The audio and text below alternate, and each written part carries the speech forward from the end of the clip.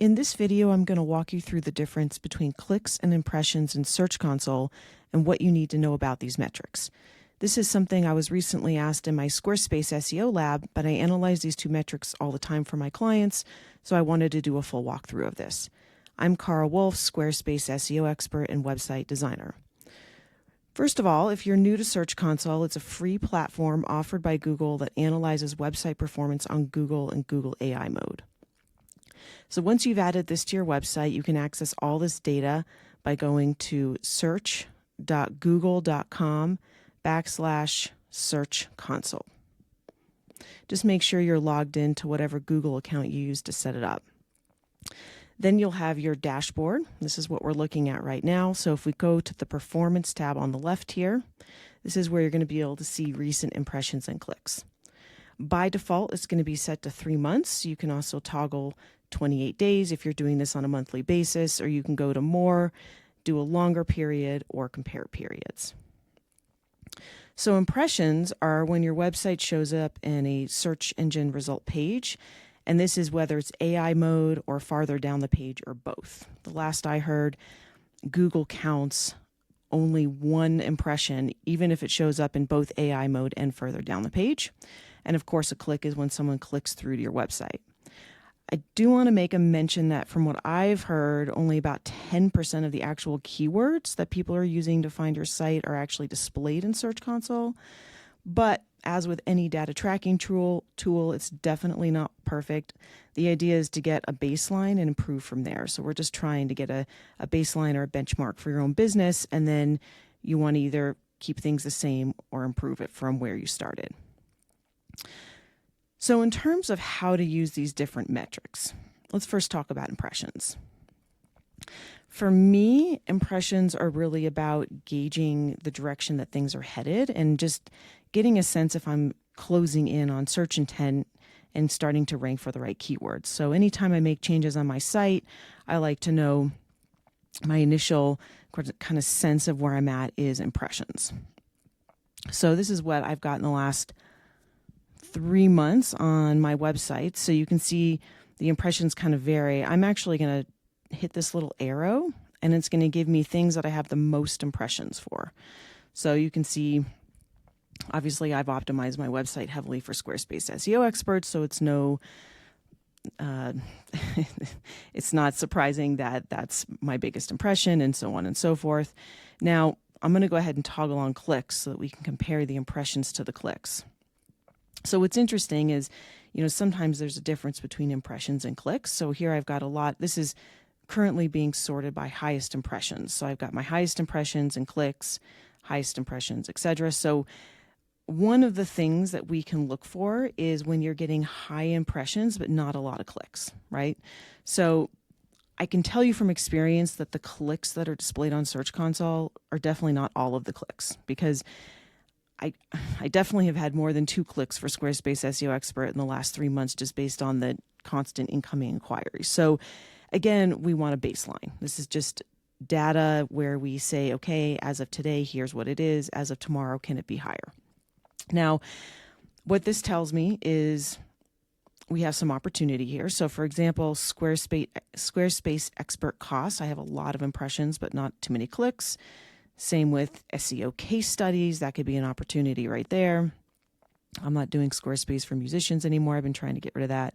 Squarespace SEO company, again, a lot of impressions, not a lot of clicks. So the next piece of this is to apply this to your website.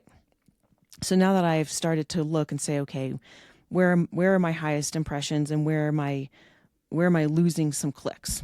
So let me first explain, before I tell you how you can actually integrate this into your site, let me actually explain how the clicks versus the impressions work. So if you're getting a lot of impressions for something, but you're not getting a lot of clicks, there could be a couple of reasons. One is AI mode, right? So as soon as AI mode came out, everyone started getting a lot more impressions and not a lot of clicks. And I don't know about you, but when I'm Googling something and I get AI mode, most of the time I don't click through.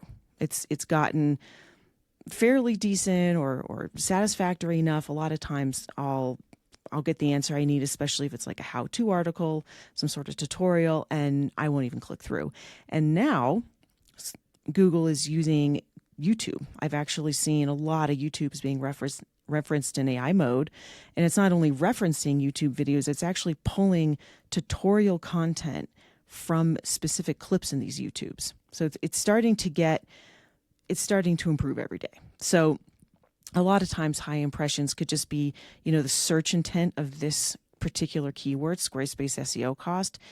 If I were to do a Google search of this right now, my hunch is that the AI mode is possibly satisfying people's need for this answer. It's possible they Google this, they're more or less getting the answer they need, they're happy with their answer, and they're leaving. So that's one possible explanation. The other possible explanation is you're just simply not ranking high enough on the page.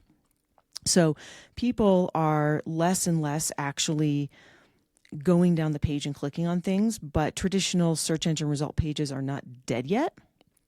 So if you are not in position 1, or for sure in the top 3 positions, you're not going to get clicks. So if you can get to position 1, 2, or 3, your clicks will improve. If you can get to position 1, your clicks will improve.